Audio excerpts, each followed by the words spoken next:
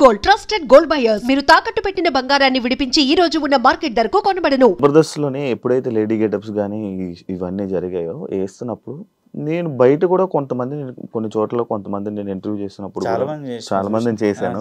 ఇలా వాళ్ళ మాటలు కానీ అంటే జబర్దస్త్లో లేడీ గెటప్లు చేసుకున్న వాళ్ళందరూ ఇలా మారిపోయారు, అమ్మాయిగా ఇలా మారిపోయారు, అక్కడ ఉన్న వాళ్ళందరూ ఆ ఫీలింగ్స్ ఉన్న వాళ్ళే లేడీ గెటప్లు వేశారు అని చెప్పి ఒక స్టేట్మెంట్ నేను విన్నాను, నా దగ్గర అన్నాను.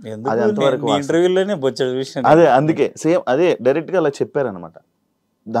దానివల్ల మీకేం ఎఫెక్ట్ అవ్వలేదా? మిమ్మల్ని అనలేదా ఎవరు? దేవుడి దయ వల్ల అంటే నేను ఎంచుకున్న క్యారెక్టరు మరేంటో కానీ మా తన్మయ్ కానీ శాంతి కానీ వినోద్ కానీ వీళ్ళందరూ నాతో షేర్ చేసుకుంటారు కదా, నాకే కొన్నిసార్లు బాధ అనిపిస్తుంది. అంటే వాళ్ళు కొంచెం ఎంగేజ్ క్యారెక్టర్లు, అవి ఎక్స్పోజింగ్ క్యారెక్టర్లు. నా ఏజ్ క్యారెక్టర్కి ఏంటంటే నన్ను చూడంగానే అరే అమ్మ అనిపిస్తుంది, అమ్మ నాయనమ్మ అనిపిస్తుంది. నన్నైతే ఇంతవరకు నాకు అలాంటి వాడు రాలే, నాకు అలాంటిది ఎక్కడ జరగలే. కాకపోతే వాళ్ళకి జరిగితే నాకు జరిగినట్టే, ఎందుకంటే వాళ్ళు ఉన్న ప్లేస్లోనే నేనున్నా. నన్ను అనకపోయినా వాళ్ళకి అంటే నన్ను అన్నట్టే, నాకు బాధ అనిపించేది. కానీ అందరూ అదే ఫీలింగ్తో ఎందుకుంటారు చెప్పు? ఇప్పుడు కమల్ హాసన్ గారు వేసారు అంటే కమల్ హాసన్ గారి మైండ్లో కానీ బాడీలో కానీ లేడీ తత్వం ఉందా? ఎన్టీఆర్ గారు వేసిండ్రు, రాజేంద్ర ప్రసాద్ గారు వేసారు. ఆ క్యారెక్టర్ అనుకోవచ్చు కదా.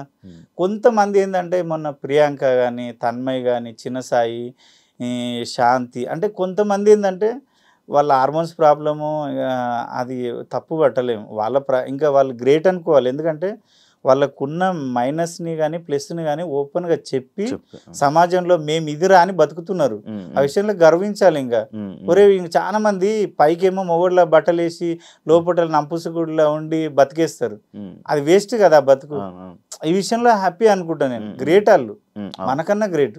నేను ఇదిరా అని సమాజానికి చెప్పి హ్యాపీగా బతుకుతున్నారు.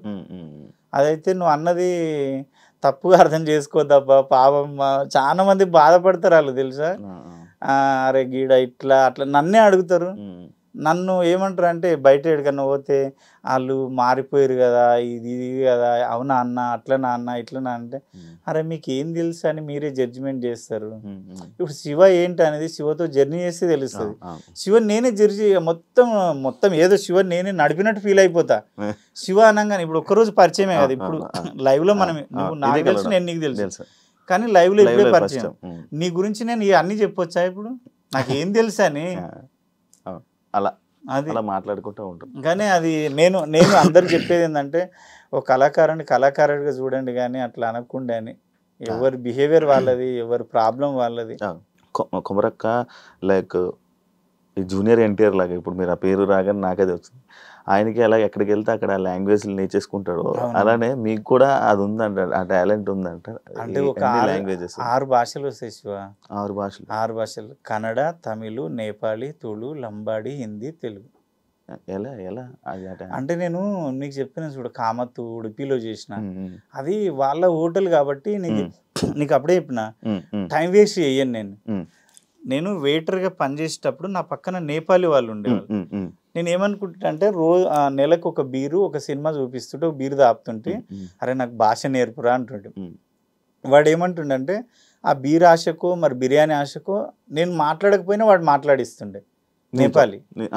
నా పక్కనే కదా. నేను ఏమనుకుంటా అంటే నా లైఫ్లో భగవంతుడు ఇచ్చిన టైం అంతా ఎలాగో గడిచిపోతుంది, ఈ టైంలోనే ఏదో ఒకటి నేర్చుకోవాలి. కనీసం నా ఫ్రెండ్స్ హిందీ నేర్చుకోనరా అంటే నేర్చుకోలే. నేను రోజు నేపాల్లో మాట్లాడుతాను, రోజు 2 మాటలు, దాయ్ రామ్రో దాయ్, కుటజాలజ్ దాయ్, 2 పదాలు, రోజుకు 2 అట్లా. కన్నడ అయితే అనర్గళంగా మాట్లాడతా. అసలు నేను ఎవరితో మాట్లాడినా మీది కర్ణాటకనా అంటారు. పాటలు పాడుతా, చదువుతా. ఈజీయా కర్ణాటక? ఆ కన్నడ ఈజీ. తెలుగుకే దానికి సిమిలర్ గా ఉంటాయి కదా పాయింట్స్. సిమిలర్ ఇప్పుడు ఇక్కడ రా, ఇಲ್ಲಿಗೆ ಬರ್ರಿ, ಕೂತ್ಕೊಡ್ರಿ, ಶಿವ ನಿಮ್ಮ ಅನ್ನ నేను మామూలుగా కన్నడలో చెప్తా నీకు అర్థమై. ಶಿವ ನನ್ಗೆ ಭಾಳ ದಿವಸ ಇಂದ ನಿಮ್ಮ ಇಂಟರ್ವ್ಯೂ ನೋಡ್ತಾ ಇದ್ದೀನಿ, ಎಷ್ಟೋ ಜನ ಇಂಟರ್ವ್ಯೂ ಮಾಡಿದ್ಯಲ್ಲ, ಅದರಲ್ಲಿ ನೀನು ಕ್ವಶನ್ ಮಾಡಿದ ಮೂಮೆಂಟ್ ಇದೆ ನೋಡು, ಸ್ಟೈಲು ನನಗೆ ತುಂಬ ಇಷ್ಟಪ್ಪ. ನೀವು ಮಾತಾಡಿದ ಸ್ಟೈಲ್ ಆಗಲಿ ಯಾವುದೇ ಆಗಲಿ, ಯಾರನ್ನ ಕಷ್ಟದಲ್ಲಿ ಇದ್ರೇನು ನೀನು ಹೆಲ್ಪ್ ಮಾಡ್ಲಿಕ್ಕೆ ನೋಡ್ತಿ, ಅದನ್ನು ತುಂಬಾ ಇಷ್ಟ. నీకు అర్థమైంది? హెల్ప్ చేయాలన్నా కూడా నువ్వు చేస్తావా? ఎవరైనా కష్టాల్లో ఉన్న ఆర్టిస్టులు కొంచెం అటు ఇటు ఉన్న వాళ్ళని తీసుకొచ్చి కూర్చోబెట్టి అవి చేస్తావా అని. ఈజీ కొంచెం అర్థమవుతుంది ఈజీ. అర్థమైంది. అది నేపాలీ కన్నడనేమో హోటల్లో నేర్చుకున్నా, కంపెనీలోనేమో తమిళ్ నేర్చుకున్నా, లంబాడీ హిందీ అంటే ఊర్లో నేర్చుకున్నా. ఓకే.